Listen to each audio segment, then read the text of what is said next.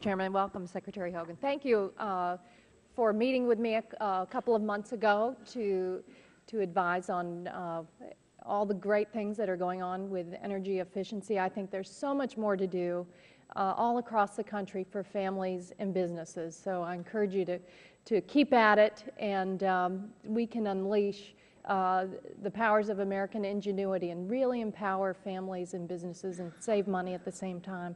I also wanted to thank you for your attention to the historic investment under weatherization. Under the Recovery Act, I think you said we were able to weatherize 1 million homes. And let me tell you what that means in my area, in the Tampa Bay area in Florida. That means that thousands of the folks that I represent are saving money on their energy bills, while at the same time we created a lot of jobs. We created a lot of jobs at a time when the unemployment rate was really hurting families.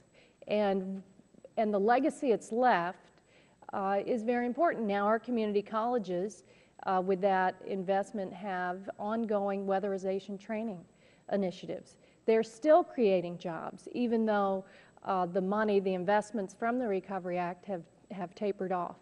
For families that struggled to get by, if they're able to save a few $100s or $1,000 a year on their electric bill, that is very meaningful to them. That means they can do better at the grocery store, they can do better with other bills that come in. So thank you for your attention to that. Is all of the investments under the Recovery Act for weatherization, is that all invested now, or are states across the country still rolling out any of those monies? The vast majority of the Recovery Act dollars for weatherization is now spent. So yes, it's. And then it's what's done. the status of ongoing weatherization efforts? That's a good question right now. Given the continuing resolution that we are now under, we are working hard to give the states the information they need to go into their next program years. It's a little bit complicated because of the continuing resolution, which continues the weatherization budget at a level well below where it had been historically. There's so just such a huge payback for the federal dollars that we can invest back home in our local communities that save our constituents money, so that money comes back to them, and then we create jobs. And we're still kind of stuck at this 7.9 unemployment rate, and it's just difficult to watch the Congress self-inflict a wound and set us back at a time when the economy is getting better, and I see great improvements and people are hiring.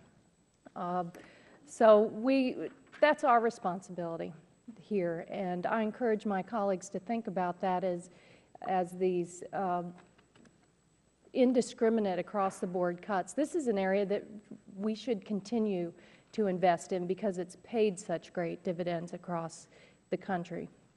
And for my colleagues that worry about gas prices, I have to say we are fortunate to be living through a time where we have made such progress in fuel economy for our vehicles. You know, I have a member of the family that bought one, or it's leasing one of those electric vehicles. Since October, he has not visited a gas station.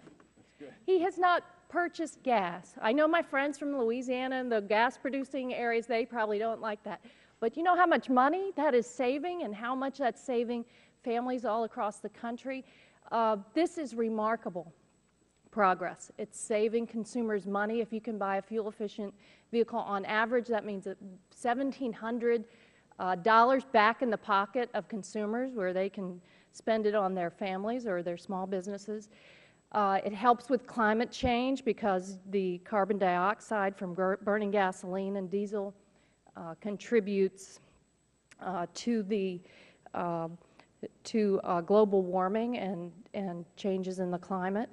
It is reducing our oil dependence cost. Our dependence on oil makes us vulnerable to oil market manipulation and price shocks. And it increases energy sustainability. Oil is a non-renewable resource, and we cannot sustain our current rate of use indefinitely. So using it wisely and conserving is frankly just smart. Looking ahead, what are the challenges you see with fuel economy and lengthening the life of the batteries of these vehicles, and what are you optimistic about? I think we're very optimistic about what we can do across a whole set of vehicle technologies. Certainly, I already spoke to the new research effort around electric vehicles and what we can do there to make them much more cost competitive over the next 10 years, as well as convenient from the standpoint of the consumer, and then, of course, make available something along the lines of $1 per gallon gasoline in the electric, through electricity. I think we're also interested in what we can do with advanced combustion. We're doing a lot more there as well, and we think we'll be very well positioned to be working with U.S. auto manufacturers to meet the CAFE standards as they continue to ramp up in the coming years.